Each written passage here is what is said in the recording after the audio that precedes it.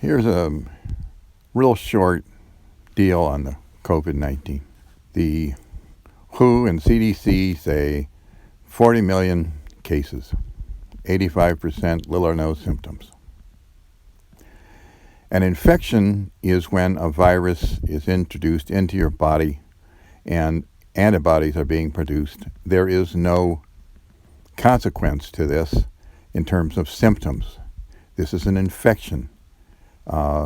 Publicly in the press, this sounds like a disease and a terrible thing. No, an infection is medically termed that it's simply a virus becomes present in your body and antibodies are being produced.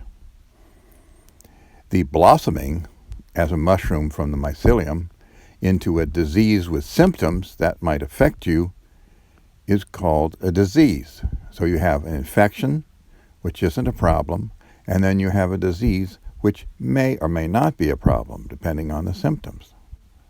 The CDC lists 40 million cases. These are testing positive. If somebody tests positive for an antibody in a doctor's office, he's not listed as a case. He leaves. That's what's supposed to be. That is not a case. Yet the CDC represents this as paranoia to us as a case, when in fact it is not. This is only the presence of antibodies or antigens, which is genetic material. Now, if 85% of the people test with little or no symptoms, the antibody test means nothing, because that means your body has dealt with it. You test positive for the antigens, which is genetic material. This only suggests that there may be the presence of a disease. Only suggests that there may be a presence of disease, according to the CDC article on tests, molecular, viral, antibodies, etc. Okay, from their article, that's a quote. There is no test present known on this earth, or the CDC would be using it, that will tell us definitively if a case of disease of COVID-19 is active viral. We have no test of a contagious period then. We have no test for an incubation period either, though the CDC and the World Health Organizations would want us to fear this disease, which has little or no symptoms. If you go into a hospital, if you look at the list of the symptoms that the CDC says to look for, there's nothing specific to any disease. Or the Wang list, again, 12, 15 symptoms, nothing definitive for any disease. Yet mumps, polio, smallpox, all these things have definitive limited lists that you have, and you can be diagnosed with from this list. Why, after 40 million instances that the CDC has looked at, they have yet to have a definitive list of markers for COVID-19, the full-blown disease? They haven't got one. They've got no test that definitively shows that COVID-19 disease even exists in the active form. None. They can detect with the antigen test the presence of genetic material that does not indicate a disease condition.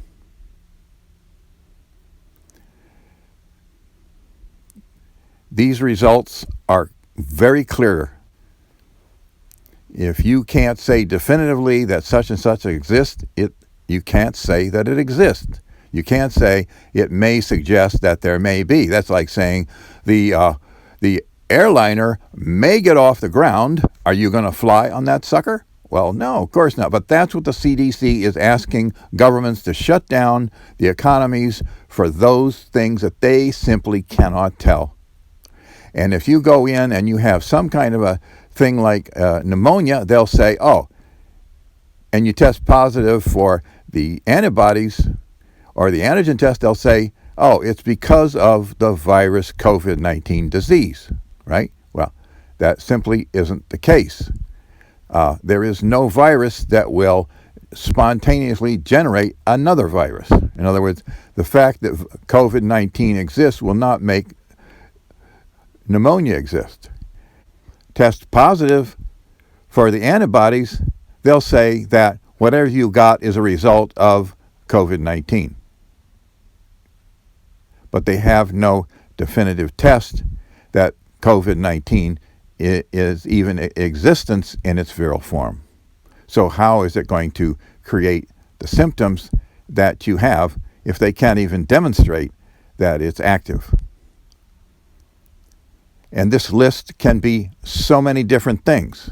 And as the article said, in Kazakhstan, the CDC tried to say that pneumonia cases were related deaths from COVID-19, and the mayor said, no.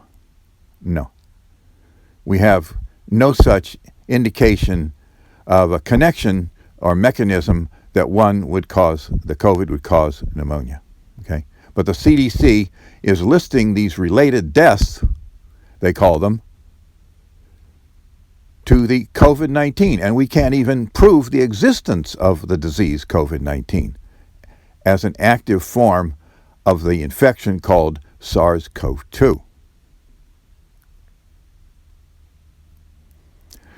And that's my conclusion, that I fail to see any real evidence that COVID-19 actually exists in any kind of destructive or viral form, and we have no list of any definitive characteristics of it after 40 million look-sees by the CDC. I'm wondering if it even exists in the viral form. The SARS-CoV-2 obviously does exist according to genetic material, but the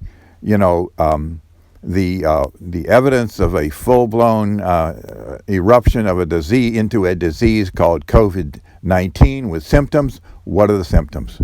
We've got no definitive proof of any symptoms during the proof of testing of that COVID-19. At that point, blood test, that viral active form exists. We haven't got it. So why are we assuming that it's there? Why are we assuming that the death rate is what it is when it isn't? No, it isn't. It clearly is not the way it's being reported. The cases are not cases. When you have influenza flu and you have 40 million in the United States alone in 1 year and 200 plus million around the world of influenza, these people are in bed. These are medical cases. These are cases, according to medicine. The CDC is saying cases, these 40 million of COVID-19 or whatever they want to call it, SARS-CoV-2, these are not cases in the medical sense. These are people, 85% have little or no symptoms. That's all.